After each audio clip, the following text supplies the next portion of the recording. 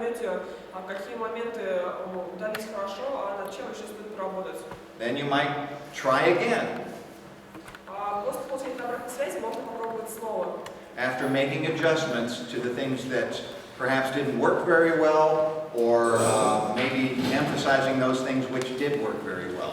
И втором, далее уже, да, в последующем опыте можно исправлять те ошибки, которые были допущены при первом процессе супервизии, и усиливать, подчеркивать те моменты, которые сработали хорошо. Those of you who are working as faculty in a training program, you might also want to start with a handful of individual students. Те из вас, кто работает преподавателями на факультете психологии и психотерапии, также, скорее всего, вам было бы полезнее начать с нескольких студентов, обладающих достаточной компетенцией. It should be a handful of students that you are comfortable working with and that are interested in the process. Это должны быть в первую очередь те студенты, с которыми вам самим приятно работать, и те, кто заинтересован в супервизии. Now, that is a difficult thing to ask a faculty member to do because it creates more work for you. Конечно, для вас это будет дополнительная нагрузка. And I know that university faculty everywhere have a lot of responsibilities. Я знаю, что у преподавателей в университетах также очень много обязанностей. But sometimes we do things without knowing what the rewards are going to be. Однако иногда мы делаем что-то, даже не понимая того, какую награду, какое удовлетворение мы можем получить от процесса. Sometimes we know exactly what we're going to be paid. We know exactly what we're going to get out of what we're doing. Иногда, однако, мы точно знаем, что мы получим в результате в конце нашего пути, в результате нашей работы, что нам заплатят или какую обратную связь мы можем получить. And sometimes we don't. We just have to have faith. Иногда, однако, это не так. Иногда нам просто нужно рискнуть и попробовать. Something else that might be done with those of you who are working in agencies or working in private practice. Те же из вас, кто работает в агентствах и занимается частной практикой. And you want to start including supervision in what it is that you do. И желают внедрить супервизию в своих организациях. Something that might be very useful is a peer supervision group. Могут пытаться создать группу по занятиям супервизией. That does not require any administration or organization from a larger system. Это не потребует решения дополнительных административных вопросов. I'm curious, how many of you are from Tomsk and live here? Мне вот любопытно, кто из вас из Томска родом и живет здесь? So about half. Sorry? She said something. Yeah, Вы не из Томска? how many of you are not from Tomsk? Кто не из Томска? Okay. Can I ask where you are from? Могу ли я спросить, откуда вы родом? Okay, Novosibirsk. How many from Novosibirsk? One. You're from Novosibirsk. That's two. Where else? Еще откуда? Северск. Северск, America? America. Thank you, Joe. I forgot about that. I thought you were Russian. Yes. Я родилась в Томске, но живу в Казахстане. Kazakhstan. So you're very close. Довольно далеко. А? Довольно далеко от Томска. For people in Tomsk, establishing a peer supervision group could be pretty easy. Для тех, кто живет в Томске, в принципе, организовать подобную группу по занятиям супервизией было бы довольно просто. And that's one of the things that's going to be happening in your small groups today. Как раз таки этим мы сегодня будем заниматься на групповых занятиях. Your group leaders are going to help you organize peer supervision if you're interested in doing it. Если вам интересно, ваши наставники, ваши лидеры, да, помогут вам организовать супервизию в группе. Those of you who are not here with any of your peers, those of you from like Kazakhstan or other cities, that might be a little bit more of a challenge. Для людей из других городов организация подобной групповой супервизии была бы немного более затруднительной, так как здесь нет ваших коллег, да, с вами. You might have to recruit some of your colleagues or peers in your community, wherever they live. Yes. Ну, однако вот по возвращению, да, также в своих родных городах вы можете заняться подобной практикой. Explain what supervision is if they don't already know. Если ваши коллеги не знакомы с супервизией, вы можете довести ту информацию, которую вы получили здесь на занятии, до их сведения, поделиться с ними вашими знаниями и также организовать групповую супервизию. And offer them the opportunity to try it. Просто можете предложить им попробовать, так скажем. Finally, there is those of you working in private practice, seeing clients and having them pay you. Наконец, те из вас, кто работают, занимаются частной практикой, регулярно встречаются с клиентами и получают за это вознаграждение. This could be a new source of revenue for the kind of small business that you're running. Для вас это может быть источником дополнительного дохода. You can offer your expertise to some of your peers, and you can help them get better too and be paid a little bit for it. Вы можете предложить консультационные услуги вашим коллегам, иметь консультационные услуги по супервизии и также получать за это определенный доход. Now let me ask you a question. In the situation that you're in now, what would need to happen in order for you to supervise more? Следующий вопрос у меня возник. В тех рабочих условиях, в которых вы работаете сегодня, что должно случиться, чтобы у вас было больше возможностей супервизировать?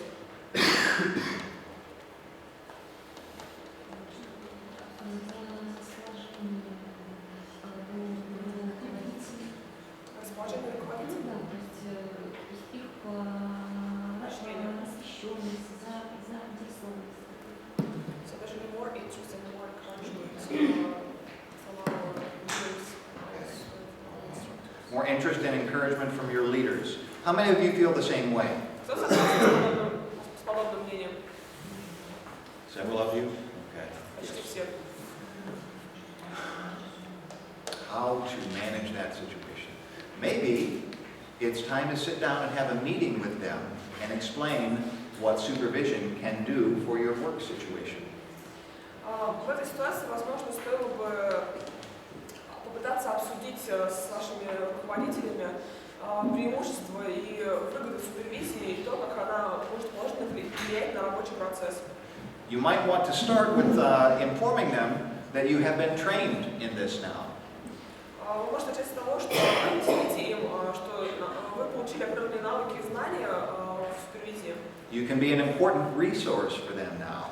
И теперь вы можете в вашей организации или университете стать важным источником информации, источником знаний. Now that can be kind of an emotional challenge. Возможно, в эмоциональном плане это немного затруднительно. Going in and being an advocate for this side of the profession, that can feel, that can make anybody nervous. Sorry, dealing with administration or the person. Dealing with administration and trying to get something like this. Потому что всегда сложно, да, довольно-таки донести что-то до администрации и еще пытаться убедить ее в этом. But you've already been brave enough to come here and get this training. У вас хватило смелости, да, мужества прийти сюда, получить эти знания, навыки. I told you that this was a marathon, and you're almost finished. Я уже говорил, что наши занятия, наши семинары подобны марафону, и мы уже в конце нашего пути находимся. So that to me suggests that you might be more effective than what you think. Поэтому это заставляет меня думать, что ваша эффективность вашей работы может быть гораздо выше, чем вы сами ее оцениваете. So let's go back to that question. Is there anything else that you would need in order to make supervision a part of the work that you're doing besides support from administration. Давайте вернемся к моему вопросу. Кроме поддержки со стороны администрации, как вы думаете, что еще можно сделать, чтобы усилить, чтобы внедрить супервизию в вашей рабочей среде? Personal desire. Personal desire. Понимание коллег. Да, необходимость. Understanding of colleagues. Okay. Understanding the necessity of supervision. Understanding what? Necessity of supervision. The necessity of supervision. Okay. I can understand, I can imagine that some colleagues might feel a bit threatened by this. Я легко могу поверить в то, что многие из ваших коллег, возможно, будут чувствовать некоторое отторжение, да, некое понимание супервизии того, что вы пытаетесь на них внести. There's an American expression, the first nail to get pounded is the one that's standing highest. The first nail to get pounded is the one that's standing highest. В английском языке есть одно выражение, дословно оно переводится как первый палец, который вы ударите, будет тот, который как бы выделяется, да, скажем, оттопырен. Но в русском языке можно сказать, инициатива наказуема. But I think if you approach it from the angle of wanting to be a resource and wanting to be of help, rather than I know more than you do and let me tell you, that might make the difference. Я думаю, что тут очень важно правильно выбрать правильную позицию. Конечно, если вы просто скажете, поставите себя в такую ситуацию, когда администрация чувствует, что вы знаете больше, чем они, и хотите чему-то их научить, то, скорее всего, возникнет непонимание, какое-то сопротивление. Вам нужно позиционировать себя как источник знаний и источник компетенции. That kind of difference in attitude could be very important. И вот как раз-таки разница в восприятии вас в этой ситуации может сыграть значительную роль. We don't want our supervisees to feel harsh judgment from us, and we certainly don't want that from our colleagues either. Мы уже говорили, да, мы не хотим получать резко отрицательную реакцию со стороны наших подопечных, и точно такую же реакцию мы не хотим получать со стороны наших руководителей. On the other hand, you are all professionals who are either learning how or already working to deal with very difficult human problems.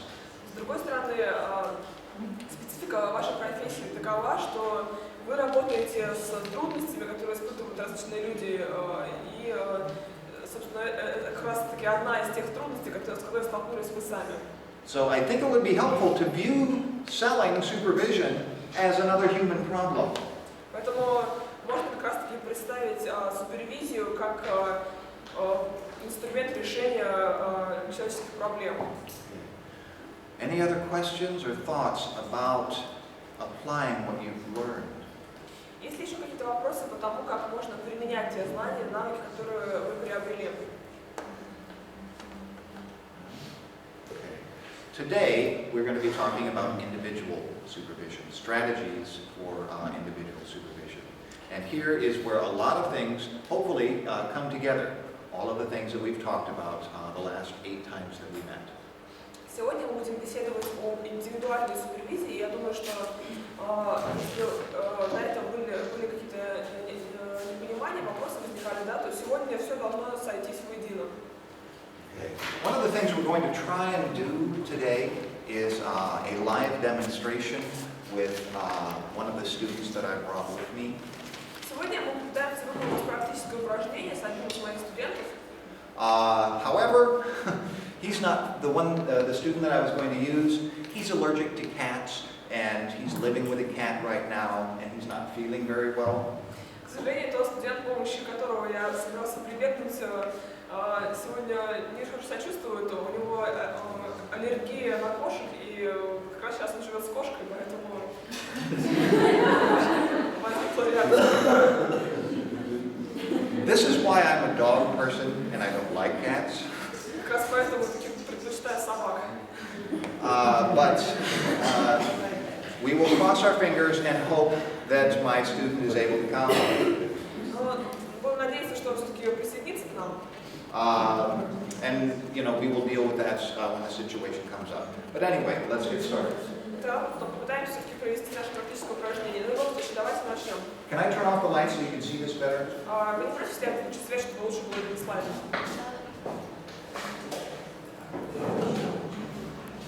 All right. Okay. Now, individual supervision, that really is the foundation, the cornerstone of developing as a professional. Итак, индивидуальное супервизия – это действительно основа, это краеугольный камень профессионального развития психолога и психотерапевта. And the success or utility of individual supervision is going to depend on the interventions that you use. Успешность супервизии и ее эффективность зависит от тех методов вмешательства, методов воздействия, которые выбираются супервизором. Each one has advantages and disadvantages, strengths and weaknesses. Каждый метод воздействия имеет свои сильные и слабые стороны, позитивные и отрицательные моменты. And those things that you are going to try and use are going to be based partly on your preference. И те методы, которые вы будете применять, отчасти зависят от ваших предпочтений. And whether you're dealing with a novice or an advanced practitioner, А также от того, работаете ли вы с студентом-новичком или с уже опытным терапевтом. also the learning goals that you have for the supervisee and what the supervisee has for themselves. Также выбор метода воздействия и влияния зависит от тех целей, которые ставят перед собой ваши подопечные, и тех целей, которые вы видите для него. And it's also going to depend on the rules where you're working. А также от норм, правил, существующих в той рабочей среде, где происходит супервизия. Like such as, is it all right to record clients or not? Например, в разных организациях разные отношения к ведению аудио или видеозаписи. There are some situations that I conduct my own supervision where I cannot work with recordings. Я сам иногда бываю в таких ситуациях, когда работаю в супервизии, но не могу вести записи. Because the facility does not allow that for a variety of reasons. Usually it's confidentiality. Потому что зачастую организация просто запрещает нам пользоваться, вести записи по ряду причин, что чаще всего главной причиной является сохранение конфиденциальности. And there was one situation where it was actually a legal issue. I had a supervisee working with prisoners in a prison.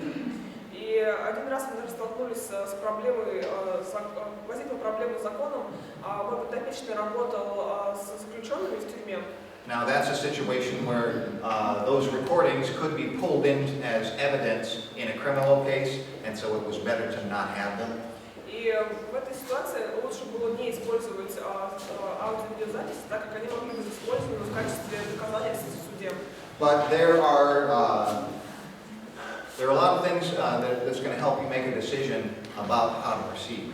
Now, there are three general functions that are taking place in individual supervision. В индивидуальной супервизии существуют три основные функции супервизора. There are three things that I am constantly thinking about when I am working with a supervisee. Когда я работаю с подопечным, эти три момента я всегда держу в своей голове. Now, out of the three that you see up here, this one, the second one, is what's taking most of my time. И вот из тех трех, что вы видите на экране, большую часть моего времени приходится уделять на второй фактор. That may be supporting what the supervisee is doing, changing what the supervisee is doing, having some kind of influence that is enhancing their functioning. А именно это отслеживание того, чем занимается мой подопечный, как он работает, оказание ему поддержки и направление его в некоторых ситуациях. But I'm also always asking myself, what do they need right now in terms of their learning? Но в то же время на протяжении всей супервизии я перестаю задавать себе вопрос, что необходимо моему подопечному для того, чтобы усилить, развить процесс повышения компетенции. And I'm also constantly thinking about how they are progressing, how they are functioning. Are they getting better or not? Конечно же, я все время пытаюсь оценивать то, насколько успешно они развиваются, насколько быстро повышается компетенция. Another question that you may want to deal with is the amount of structure that you want to have in your individual supervision. Кроме того, еще один вопрос, который может вас занимать, это та структура, та организация, которая поможет вам эффективно работать с супервизией. Do you want to have a clear plan before you meet with that supervisee for that particular session or not? Хотите ли вы иметь четкий план работы на занятии с подопечным и составлять его до занятия, либо вы будете импровизировать, так скажем? Are you somebody that is comfortable not knowing what's going to happen, or do you really need some kind of structure? То есть это все зависит от того, от личностных качеств, готовы ли вы работать в незнакомых ситуациях и импровизировать, либо вы предпочитаете структурировать вашу работу и подготавливаться к занятиям заранее. For myself, it's different depending on the developmental level of the supervisee. Для меня ответ на этот вопрос заключается в уровне компетенции моего подопечного. The work that I do with beginning students, with novices, is very structured. Мои занятия с новичками, как правило, всегда структурированы. In terms of my role function, I am very much the teacher. И в качестве своей роли я чаще всего выбираю позицию учителя. When I'm working with the beginning student. Повторюсь, когда я работаю с начинающими терапевтами. Obviously, with the more advanced student, I go in with very little planning in mind. Если же мне предстоит занятие с более опытным терапевтом, то я, как правило, не планирую все занятия заранее.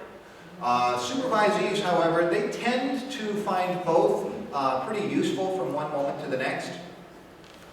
Что касается подопечных, то они бывает часто, так скажем, варьируют, да, свою метод своей подготовки к занятиям, либо они приходят неподготовленные, либо пытаются структурировать все досконально. Still, role function from novice to advanced is teacher to consultant. Тем не менее, общая тенденция такова, что в работе с новичками следует придерживаться роли функции учителя, а в работе с более опытными терапевтами роли консультанта. Now this is kind of a table of contents of what we're going to be talking about. Это, можно сказать, содержание сегодняшнего занятия, то, о чем мы сегодня будем говорить. It is a list of the different interventions that are typically used in individual supervision. Это список различных методов воздействия, которые применяются в индивидуальной супервизии. We'll start with the easiest, or maybe the hardest, first, and that is self-report. Начнем, не знаю, либо с самого сложного, либо с самого легкого, кому как кажется, это самоотчет. Now, this is simply the supervisee coming to their supervision appointment and telling you what happened in their session. В данном случае супервизируемый приходит на занятия на сессию с супервизором и рассказывает ему о том, как прошла его сессия с клиентом. Now, hopefully, in that telling, there are a lot of details. В лучшем случае в его рассказ содержит очень много подробных деталей. What the supervisee did in terms of skill, how it worked, and how they felt about it. Супервизируемый рассказывает о том, какие навыки он применял в ходе его сессии с клиентом, что сработало хорошо, что сработало плохо. This is a pretty intense tutorial relationship. Подобный метод воздействия предполагает очень близкие наставнические отношения. And it can be some of the best supervision that you might be able to provide, and it can also be some of the worst. И вот сложно оценивать этот метод воздействия, это взаимодействие, так как в некоторых ситуациях он может быть не лучшим, а в других ситуациях он может быть худшим. What you're doing with self-report that is different from recordings is you're limiting the flow of information. Самоотчет отличается от ведения записи тем, что здесь ограничивается объем информации. You're dealing what is clearest in the mind of your supervisee. По сути, мы получаем только ту информацию, которую готов с нами поделиться супервизируемый. And hopefully, what is clearest in the mind of the supervisee are the things that went well and the things that they struggled with. И в этом случае остается надеяться, что ваш подопечный может объективно оценить те методы, те навыки, так скажем, которые удалось ему применить успешно, и те моменты, которые пошли очень хорошо. And their own thinking and feeling based upon those memories. Все, чем делится с вами ваш подопечный, основано только на его воспоминаниях. Now, I use self-report for a lot of my advanced students because sometimes their work settings do not allow recordings. Зачастую я использую подобную форму взаимодействия с моими более опытными студентами, так как им часто приходится работать в условиях, где ведение записи невозможно. And self-report can be very useful when you're not concerned about basic skills anymore. You know the supervisee can do those things. Самоотчет может быть полезным и эффективным местом взаимодействия, когда вы знаете, что ваш подопечный уже обладает базовыми навыками и не беспокоитесь за их использование. The problem with it, though, is it's very easy to become lazy. Both. А проблема заключается в том, что в этом случае супервизору и супервизируемому легко начать лениться, так скажем. Pretty soon, you feel like if you're not paying attention and you're not really focused on what it is that you're doing, a lot of things can get lost. Если не уделять достаточного внимания самоотчету супервизируемому, то можно упустить очень важные детали. It can start to feel really boring. Кроме того, подобная работа может показаться вам скучной. It is at these moments that I try to change some things. И если возникает подобное чувство, то я пытаюсь что-то изменить. Maybe adjust my methods. Может быть, методы моей работы с подопечным. One of the things that happens in self-report supervision is supervisees can forget things. Еще одна проблема, которая может возникать при подобном форме взаимодействия, это то, что супервизируемые могут забывать какие-то детали их сессий с клиентом. They can also hide things from you. Или же намеренно скрывать их от вас. Remember the impression management that we spoke about, I think it was 2 days ago? Помните, мы говорили о желании супервизируемого управлять тем впечатлением, которое он производит на супервизора. Maybe something didn't go so well and they don't want you to know about it. Может быть, что-то в ходе сессии с клиентом прошло не очень хорошо, и они не хотят делиться этим с вами. In self-report supervision, it is easy for something like that to happen. Как раз таки в самоотчете, при самоотчете такие вещи происходят довольно-таки часто. And that brings us back to the issue of trust between you and your supervisee. И тут, естественно, стоит вопрос доверия между вами и вашим подопечным. I can think of supervisees that I have had recently where self-report was a very good fit because the supervisee and I had a very strong working relationship. Я вот помню сотрудничество с некоторыми моими подопечными в недавнем времени, когда данная форма взаимодействия была наилучшей, так как существовал крепкий рабочий союз между мной и моим подопечным.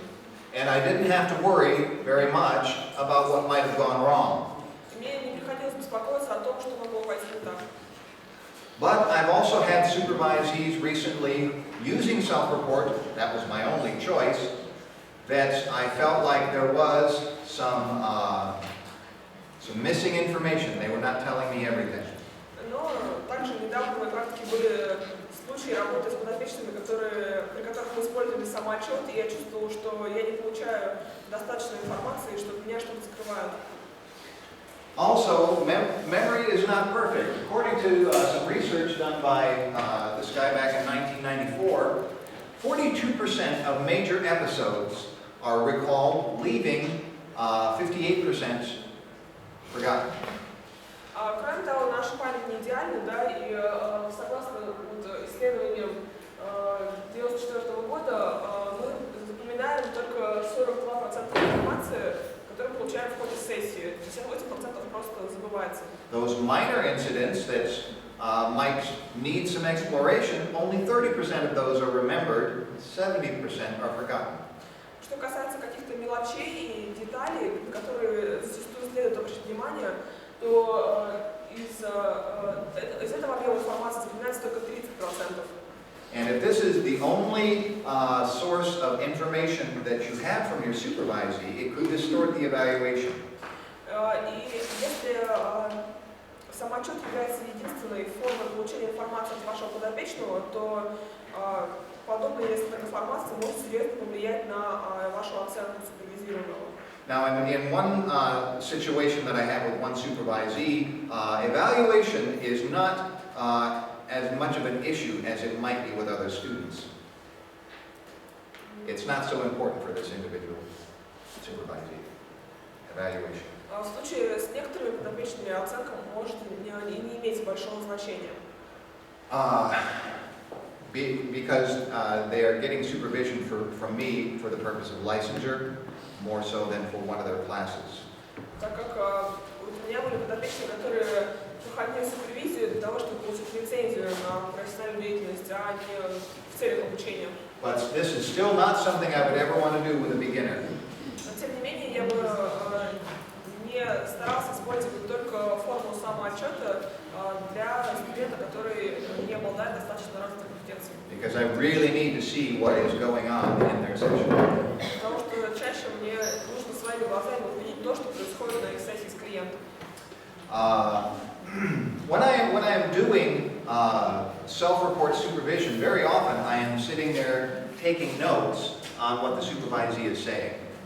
Очень часто, когда я работаю с подопечным и он представляет мне самоотчет, я сижу рядом с ним и веду записи по тому, что он мне говорит. That is simply a memory aid for myself. Для меня это определенные записи, которые мне помогут вернуться к нашему разговору. Taking notes like that helps me get as much information as I can without interrupting the flow of information from the supervisee. Кроме того, подобным образом, записывая за ним, я могу удержать как можно больше информации в голове, да, не прерывая своего подопечного. And those notes are just for me. If you happen to see them, they would not make any sense to you.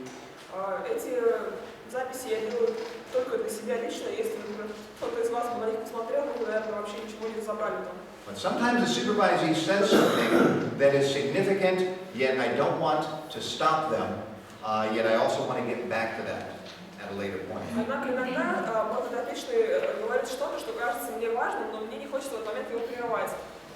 Anyway, that's self-report supervision. It can be very useful. It can also be not very helpful depending on the situation. Next, we've got process notes and case notes. Поэтому я стараюсь запомнить свой вопрос и вернуться к нему позже. Now, let me explain the difference between these two kinds of notes. Поэтому в разных ситуациях форма самоотчета может быть как полезной, так и не очень эффективной. Следующий вид взаимодействия – это ведение записей. Now, the difference between these two kinds of notes is really the level of detail.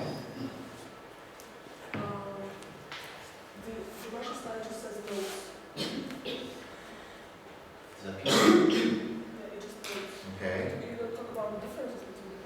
Yes, process notes and case notes are two different things. Here we are confronted with a language problem.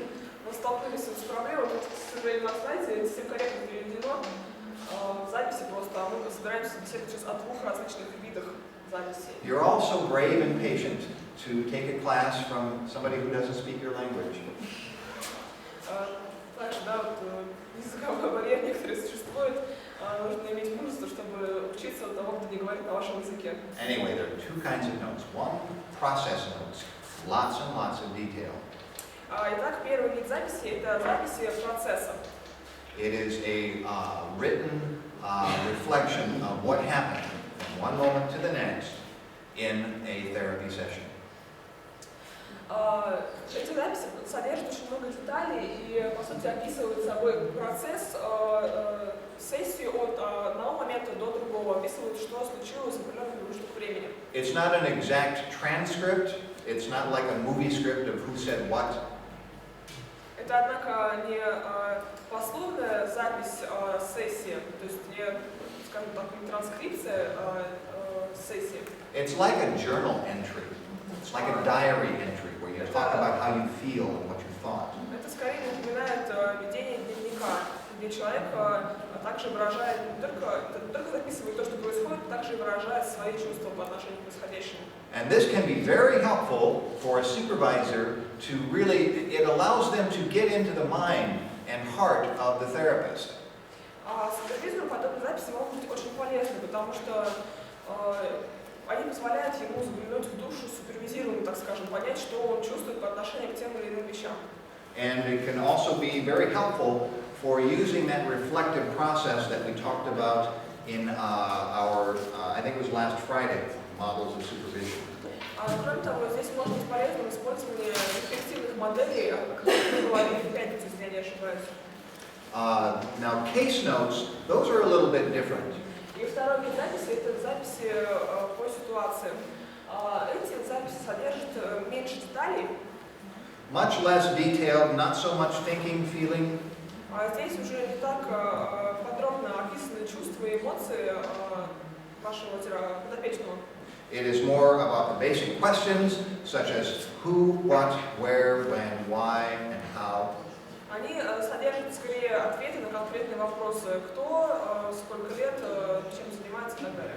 Still, they can be a very useful memory aid for doing self-report supervision. Однако эти записи могут помочь в составлении самоотчета. Okay, any questions about this so far? Есть ли какие-то вопросы по тому, что мы уже обсудили? Yes. Скажите, пожалуйста, эти записи, они супервизируемые?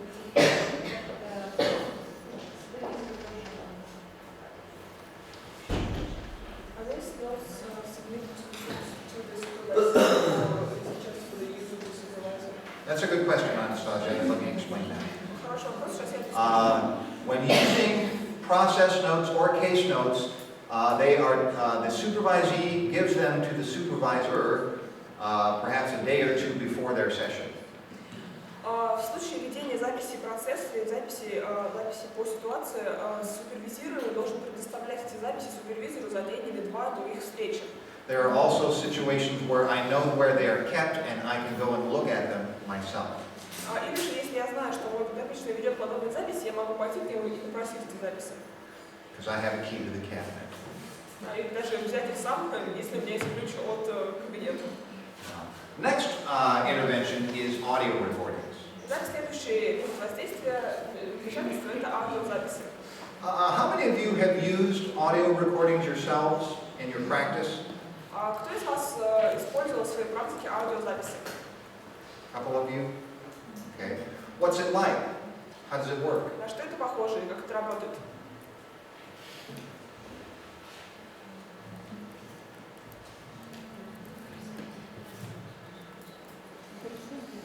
Корреспондент? The therapist feels like a journalist. Feels like a journalist? Interviewer. Больше конкретики, то есть если у нас мы сделаем записи самоотчета, там воспоминания, которые мы не всегда можем досконально передать, а в аудиозаписи мы ничего не допустим. Nothing is lost if we set the overview and some positive override our memory, which is not 100% accurate. It is an exact replica of what happened. The only thing that you're missing is body language. Совершенно верно. По сути, это дословное содержание вашей сессии, да? Единственное, чего нам не хватает, это язык жестов. We'll talk about some of the reactions that clients have to recordings and that therapists have to recordings in a minute. But audio recordings are probably some of the most widely used interventions in supervision. Мы еще поговорим об отношении клиентов и терапевтов к ведению аудиозаписи, тех реакций, которые они вызывают. Тем не менее, должен сказать, что аудиозаписи – это самый распространенный популярный вид воздействия в супервизии. Especially in the 21st century. Особенно в 21 веке. Probably some of you have telephones, mobile phones that could record everything that we're saying here today without any trouble. Я уверен, что у многих из вас в телефонах есть диктофон, и вы могли бы без проблем записывать все, о чем мы говорим в ходе нашего занятия. I've got an iPod that's about the size of a movie ticket that can record 8 hours of audio. У меня, например, есть iPod, который может записывать записывать размером с билетик в кино, очень маленький, и он может записывать до 8 часов. And it's one of those things that it reduces all the mystery to what takes place in therapy. По сути, если у вас есть аудиозапись вашей сессии с клиентом, то никакой тайны, никаких, так скажем, никакой тайны с того, что происходило в ходе сессии, не возникает, да, никаких вопросов у супервизора тоже не возникает тому, о чем шел разговор. You guys remember who it was that first started recording therapy sessions? А кто-нибудь помнит, кем был тот человек, который впервые использовал аудиозаписи для бесед с клиентом? I'll give you a hint. He's bald. Да, ну, скажу вам, момент небольшой. Он лысый. Yes. Good. Carl Rogers. Совершенно правда. It completely changed the way therapy was conducted. Anyway, let's talk about the resistance that you're likely to face from your supervisees and perhaps clients. Совершенно верно, Роджерс был как раз, он кардинальным образом изменил методы воздействия, введя использование аудиозаписи. Тем не менее, давайте поговорим о той реакции сопротивления, которая может возникать со стороны супервизируемого и со стороны клиента при использовании аудиозаписи. There are some research results associated with recording therapy sessions. Есть определенные исследования, которые проводились для того, чтобы изучить данные реакции. The difference between how clients react and how therapists react. Эти исследования описывают разницу в реакциях клиента и терапевта. Who do you think is more resistant, the therapist or the client? Как вы думаете, с чьей стороны наблюдается больший уровень сопротивления, со стороны клиента или со стороны терапевта? Raise your hand for client. Кто за клиента? Raise your hand for therapist. А кто за терапевта? Okay. Most of you are wrong. Должен сказать, что большинство из вас ошибается. It is not the client, usually it's the therapist. Как правило, больший уровень сопротивления исходит со стороны терапевта. After the reasoning is explained to the client, most of the time, they don't care. Как правило, если клиенту объясняется цель ведения аудиозаписи, то он не имеет возражений. If you are upfront and professional and you explain how those recordings are going to be used, clients, they're okay with it. Если вы открыто, честно объясняете клиенту, зачем вам нужны аудиозаписи, как вы будете их использовать, как правило, клиенты соглашаются и дают разрешение на ведение аудиозаписи. And if they know you're getting supervision using those recordings, which is going to make you better, they're going to be a lot more interested in making sure that they're going to be a lot more comfortable with being recorded because it's going to help them. Если клиент знает, что вы будете использовать аудиозаписи сессии в беседах с вашим супервизором, и это поможет в первую очередь в работе терапевта, они, скорее всего, дадут согласие, так как это поможет и решить их личные проблемы. So when I am confronted with this kind of resistance from my students and my trainees, I ask them a critical question. Поэтому, если я сталкиваюсь с подобным сопротивлением со стороны моих подопечных, я задаю им один важный вопрос. If you have another way where I can help you, then I'd love to hear it. Если вы знаете другой способ, которым бы я мог вам помочь, то я с удовольствием вас выслушаю. And usually they understand that this is part of the profession and they start to get more comfortable with it. И обычно после этого заявления они начинают чувствовать, что это часть их профессии и начинают чувствовать себя более комфортно при ведении аудиозаписей. Because we've already talked about the alternative, which is self-report. Мы уже поговорили об альтернативе аудиозаписи, да, это самоотчет. The weaknesses associated with self-report are not affected by audio recordings. И вот как раз-таки те недостатки, которые имеют самоотчет, исключены при ведении аудиозаписей. And eventually, at least my trainees, they start to really appreciate what an audio recording can do after their initial resistance. Как правило, те студенты, которые изначально проявляют сопротивление по отношению к ведению аудиозаписи, со временем начинают чувствовать их эффективность и начинают пользоваться ими в полной мере. They start to understand how much they can learn and how quickly they can learn using audio recordings. начинают осознавать, что с помощью аудиозаписи они могут обучиться большему и сделать это гораздо быстрее. Okay. More on audio recordings after a 10-minute break. Мы продолжим разговор об аудиозаписи.